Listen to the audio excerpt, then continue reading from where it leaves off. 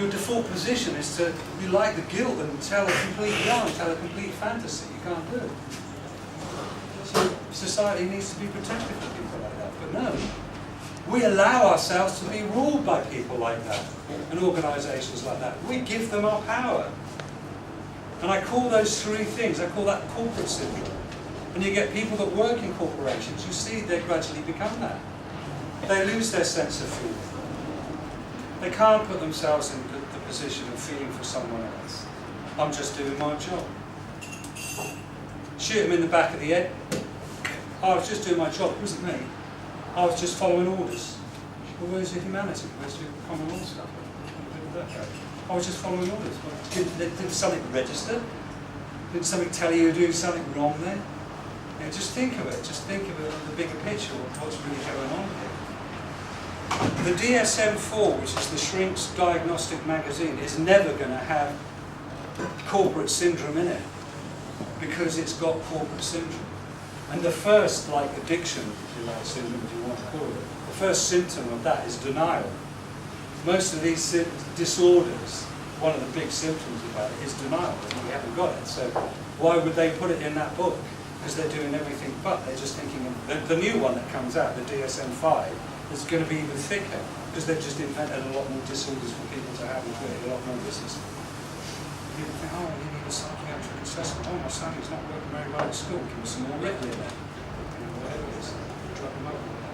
And yet, our default situation, if you just watch kids play together, they know what's right and wrong. They don't have any of this stuff. We're programmed with this.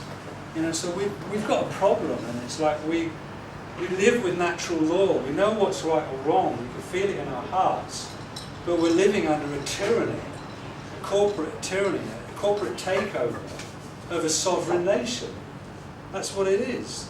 We've got the corporate takeover of a sovereign nation. Everything is being sold.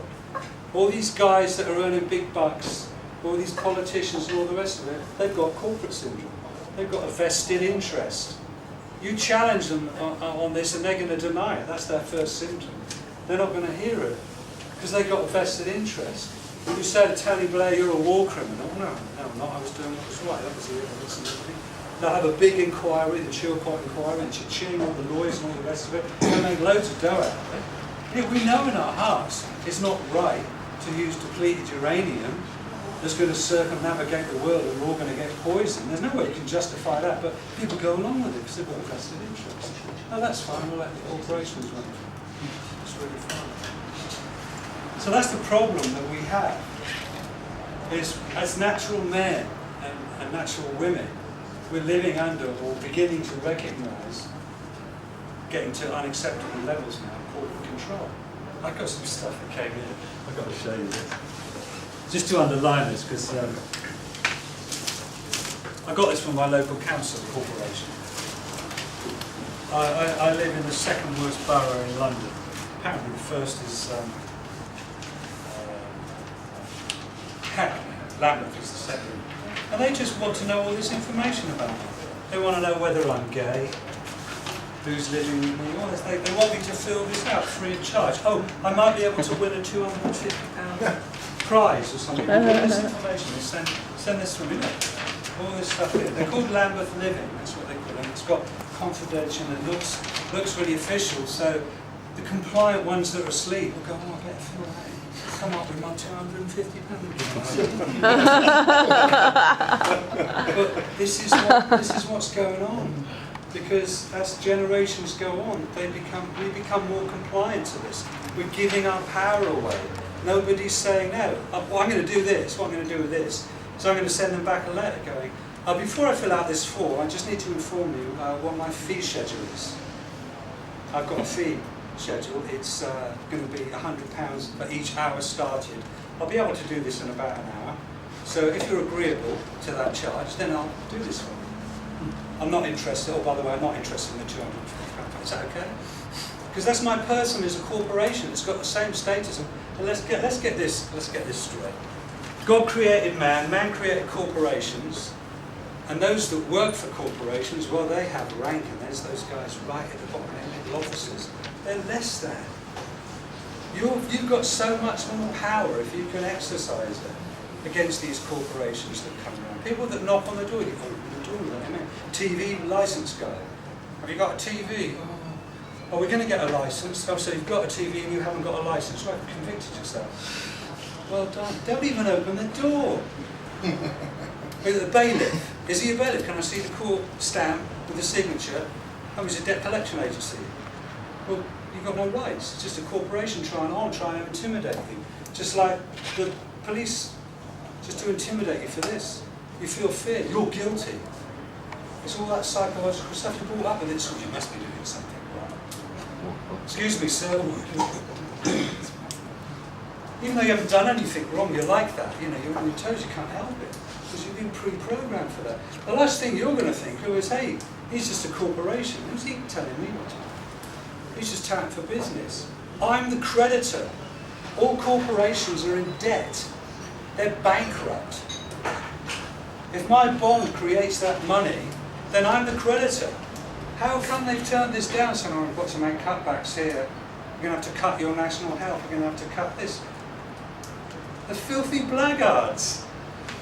They're all getting paid fat sums, you know, for doing all this stuff, and it's your sweat of the brow labour that creates all the wealth that's here. And they're saying, what they're really saying when it translates is, we're going to take a bit more.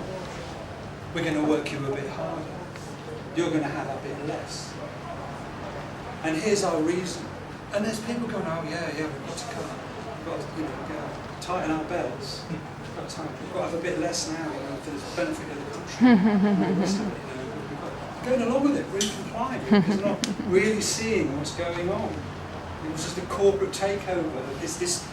The corporation, if you really want to get technical about it, is the church. Because you can't get people to believe in a corporation unless, remember, it's God created man, man created corporation. So then a guy comes and said, yeah, okay, God created man, but hey, we're working for God. We're God's. You want to speak to God, you go through us, right? And he says that we got to look after everything here. And here's the rules. And if you don't comply with these rules, then you're in doom shit. You're going to be damned in hell. Fear, fear, fear, fear, fear. And if you don't believe us, we'll kill you. We'll kill your children. We'll do this until we've got a population that just completely believe and they're totally compliant. And then we'll be really beneficent. We'll be generous. That's the corporation.